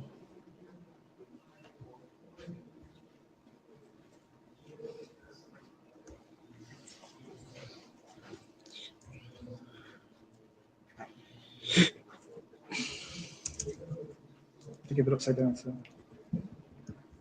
Hi. Okay. You had it upside down. But... Oh, okay. So go backwards.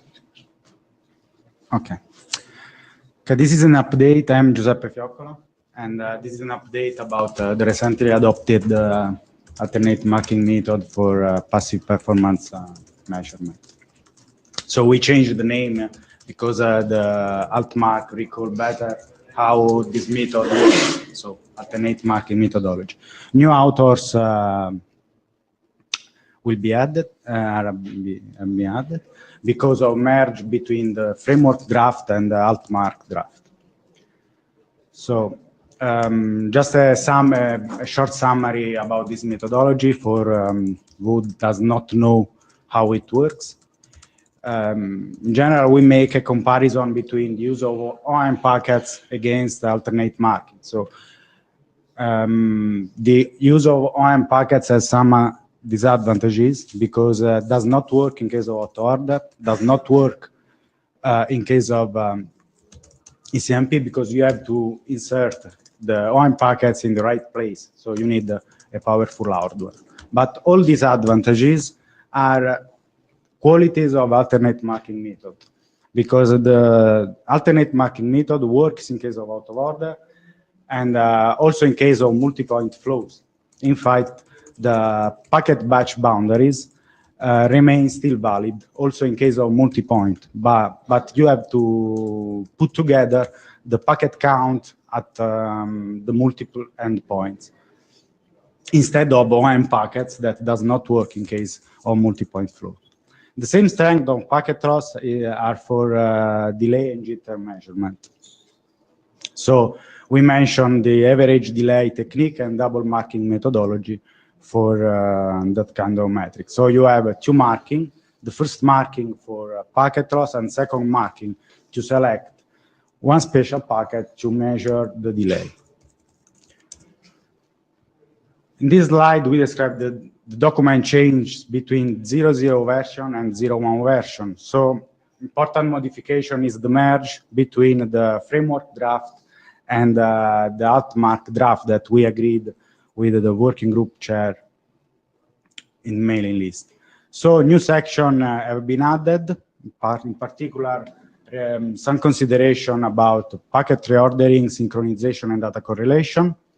And the new use case was mentioned about the overlay OM design team work, in which the marking method is a candidate for passive performance measurement. So there, I added the reference for the requirement draft and the gap analysis draft. So now a short description about the new section that have been added. Packet reordering. So you know that due to INCMP, packet reordering is very common in IP network. So how we have to choose the marking interval? If the marking interval is too small, packet with different market could be mixed for the wrong interval. So we cannot take the right counter. But if the marking interval is chosen in a proper way, packet with the different markers could happen just at the boundary, at the edge of our marking interval. So if we take the counter in the middle of our marking interval, the issue is solved. Synchronization. The alternate marking method is a relaxing method. I like to define in this way, and does not need a strong synchronization, a strong time synchronization, because the change of marking is automatically a sort of synchronization signal along your network path.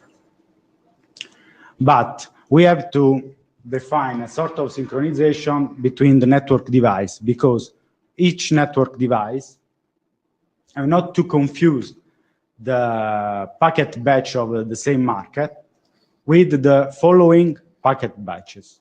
So the network device have to be synchronized to the same clock reference with an accuracy of L divided by 2, where L is the length of the measurement period. So in this way, you cannot confuse the packet batch of a marker with the following packet batch of the same marker. This is for packet loss. For one-way delay, you need that the two network devices have to be time synchronized. For the two-way delay, is the same for packet loss. So you can have a relaxing synchronization. Data correlation aspect. This draft is about the methodology, so cover just the methodology aspect. But we introduced just some consideration about how to correlate data. So we have some alternatives. You can use a centralized solution like an MS, a network management system, or define a protocol-based solution, a distributed solution by using a protocol or an existing protocol or a new one. So for example, you can extend 6374, T1.1 protocol, and so on. But a certain data correlation mechanism helps node or at the NMS to define the packet batch. So in this and to univocal and to define in an univocal way the packet batches. So for this purpose, we define the block number that could be calculated with the modulo of the local time and the marking interval period. So in this way, we define in a univocal way the packet batches for the data correlation aspect. This is the new use case that we added in this draft. The overlay OM design team that consider this method as candidate for passive performance measurement. But to make use of this marking method, we have to reserve 2 bits field in the overlay network encapsulation header. But as a definition for RFC 7799, this value does not affect the packet treatment over the network. So in this way, we can consider this methodology as passive. So we see that there is a working beer working group and also in NBO3 and SFC for passive performance measurement.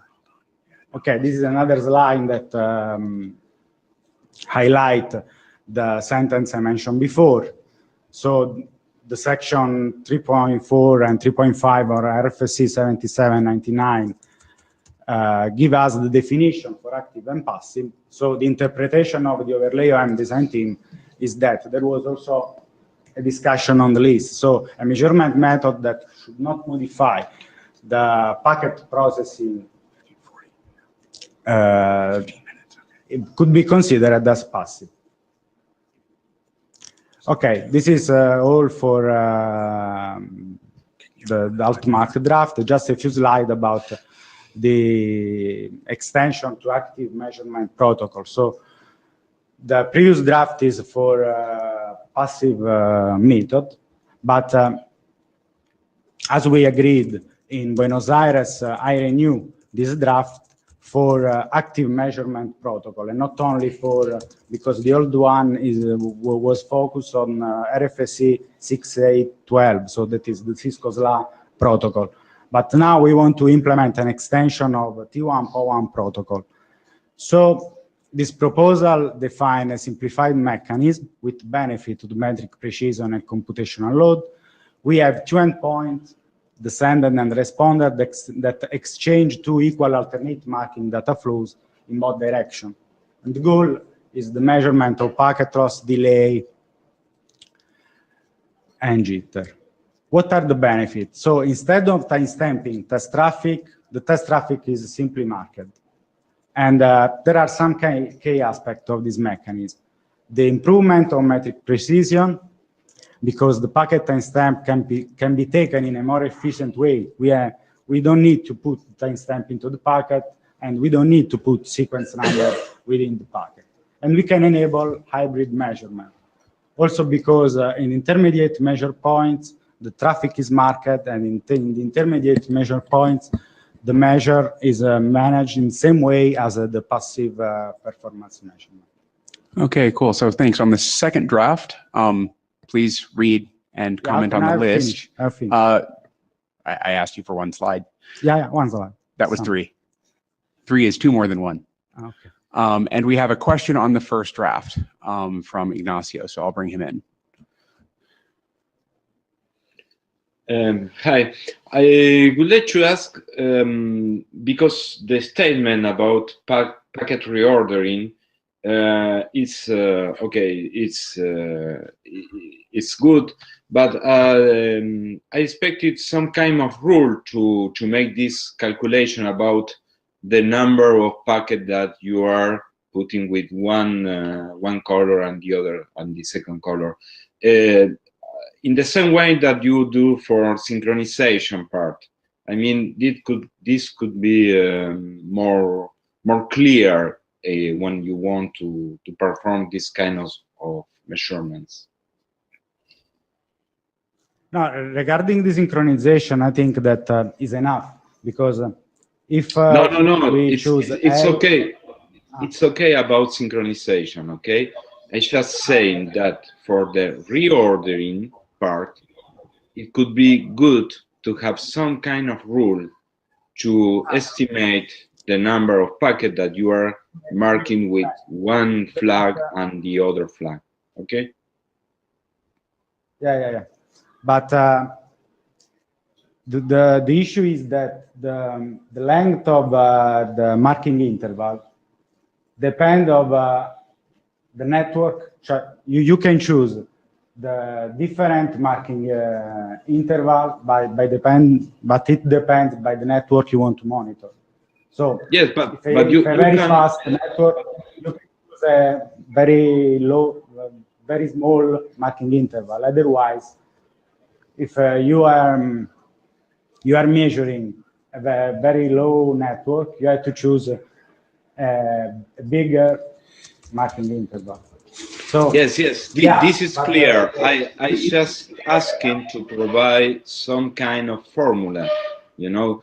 I mean, if you have the delays, you can provide some kind of formula, okay?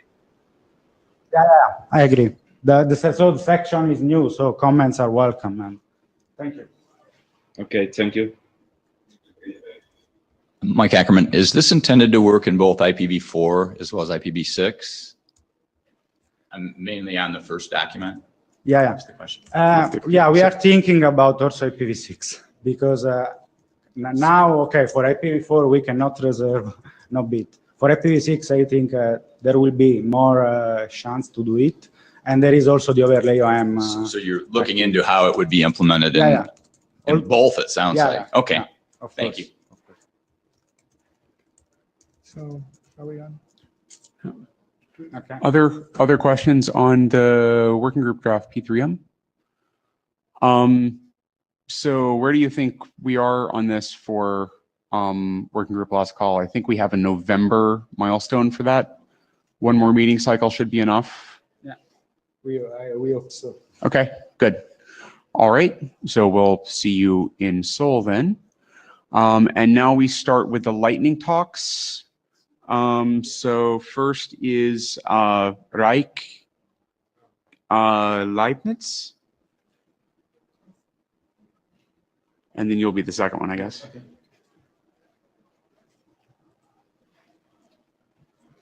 So, go. Okay, hello. My name is Reich Leibniz, working for Deutsche Telekom. And together with my colleague Rüdiger Geib, who also works for Deutsche Telekom, we wrote the draft Leibniz Spring PMS implementation report. And this report is about round-trip delay measurements. And we use the principle of segment routing. So we could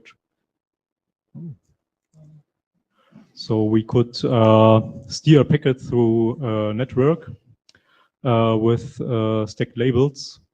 And we can see here that the packet is inserted into the network, and with the label stack, it travels through the network, and first label is 24, and the packet travels to the router with 24, and then next label is 25, and the packet travels to the router with 25, and so on and so on.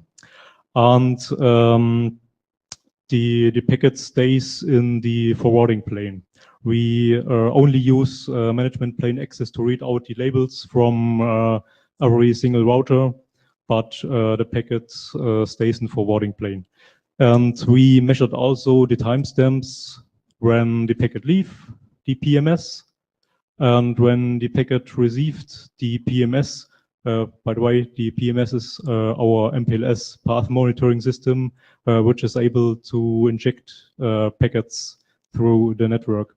So we measured the timestamps, and the difference of the timestamps is our round trip delay. Okay, we can see here a little extract of our measurement topology, and we have Perfas Plus measurement agent, which is an IPPM conformant measurement agent. We have connected it to three routers, but the third is not shown on this figure. So we measured the round trip delay time from Perfas agent 1 to Perfas agent 3, and we compared that round trip delay time with those of this measured by the PMS. So the PMS measured the round trip delay time between PMS and label edge router 3. And we also measured the round trip delay time between those two label edge routers, which is today not possible with Perfas Plus, which always must be connected directly to the label edge router where we want to measure the round trip delay time. So we measured the round trip delay time in this way, that we measured over label edge router 1, 2, 3, back to label edge router 2, 1 and the PMS. And we subtract the round trip delay time from PMS to LAR2 from the other measured round trip delay time. And so we got the round trip delay time between those two label edge routers. And we also measured that round trip delay time in the other case between LAR2 and LAR3 over the LAR2 over the LAR3 to the LAR2 back to LAR3, LAR1 and the PMS, and subtract the round trip delay time from PMS to LAR3. Okay, we did the measurement in that way that we send every 10 seconds one packet out of our PMS, and 10 packets were, or 10 measurement values were calculated to one mean value, and we measured 8 hours. So we have 288 values. And we did also the same with Perfas Plus and the PMS. So we have no congested links at the network and didn't have ECMP activated on our measured path. We used the Anderson-Darling key sample test to... Okay, thank you very much. All in the room, please read the draft. Take comments to the list if you think it's interesting for IPPM. Next up is Greg Mirsky. 5 is 5. Okay. Yes. Which one? It's the Balamir one, right? Whatever you give me. No, REFL registered port. This is not we're not doing Trampolite. We're doing REFL registered port first. Okay.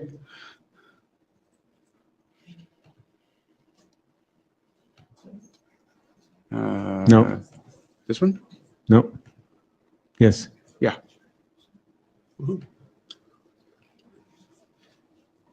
And then you have to hit the thing in order to make it show up, right? No, it's the first slide for whatever reason. Okay, good. So, go. Okay. There was a discussion we had in context of TWAMP data model, what port numbers can be used for the TWAMP test. And we agreed that this is a dynamic port ranges. But with experience of TWAMP reflector in large-scale deployments, we believe that there is a value of allocating port number for port receiver, which is a reflector port in TWAMP test.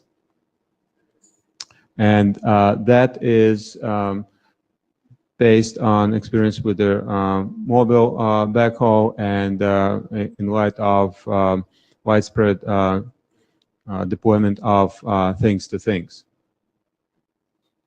So what is impact? Their port number can be advertised through the TWAMP control protocol, and then if their server does not support it, then it will propose back the port number out of the dynamic port range. And at the TWAMP test, there is no negative impact on ability to explore and measure various paths available through ECMP, because the source port number will be allocated still from the dynamic port range and can be variated in order to explore different paths. So the next steps is we invite your reviews, comments, and for expedite implementations and interpretation testing, might be considering the early allocation. Cool. Has anyone read this one? Cool. Everyone who had their TWAMP hand up, please read it and take it to the list. Thank you very much. Do you want to try to start the NAT one then? NAT one. Yeah. So Muthu, you got the. So you now have 3 minutes, but go for it. Yeah. Hi, this is Muthu from Ericsson. So our motivation for this work is that sooner or later there will be a need to obtain IP performance measurements across internet paths traversing NAT. And these could be, for example, measurements obtained with the providers towards consumer devices that may be behind NATs. So NATs can cause a whole lot of problem for application protocols that negotiate IP addresses and port numbers. This is not new to IETF. List of as a whole list of protocols that are broken by NAT. So OAMP and TWAMP, they negotiate the sender and receiver addresses and ports. So they are also broken by NAT when they have to obtain measurements across NATs. Next, okay. So this is just a pictorial representation of the problem. So there's a NAT between a test session, TWAM test session. The NAT translates addresses from one realm to another realm, whereas the TWAM control is actually sending the sender address from the internal side of the NAT. So the other session reflector will send packets to the internal address in port, and the NAT would drop it. So this is one problem. It doesn't talk about any solution here, right? So the scope of the work, we want to bring to the discussion and document all the problems that NATs could cause for IPPM measurement protocols, even though it says measurements. Let him finish. Sure. Yeah, sure. So whether it says measurements. Currently, the scope is just limited to the measurement protocols, and put some requirements for possible solutions and any guidelines and best practices. We aren't thinking about any specific solutions at the moment, but just to document the problem and some requirements. Thanks. Yeah, Nalini Elkins, real quick. With IPv6 probably as the direction that some people think that we should be kind of heading into, I kind of wonder if we want to spend a huge amount of time with NAT. I just wonder. Yeah, the question about whether NATs are relevant for IPv6, I think is a different problem, and there are some. I think there's a specification that talks about how to implement stateful NATs with IPv6. So I'm not sure whether NATs will go off with IPv6, but I think still the protocols are broken by NAT, so we'll have to document them and them somewhere. Sorry, we can take this offline, but I guess my actual point was that I think we don't want NAT. Yes. Yeah. But NATs are there already. Thank you for starting that conversation at the end of the IPPM session at IPTF 96 in Berlin. Thanks everybody for your time. Thanks to the presenters for the presentations. Thanks for the discussion, and we'll see you on the list and in Seoul. Have a good week. I will take care of these. I gotta run past there anyway. That's yours. That's not yours. That's good. My bag. That would have sucked. My computer. Wait a second.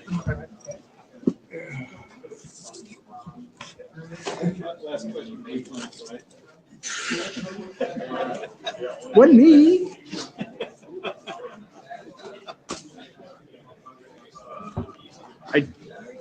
I'm not optimistic about IPv6 getting rid of NAT. No. You can send me an email though. Like the next 3 days suck. Actually, the next 4 days suck. So, yeah, drop me a line. Please, when I say you have 2 drafts, one is working on a draft, not a working on a draft, one's fine.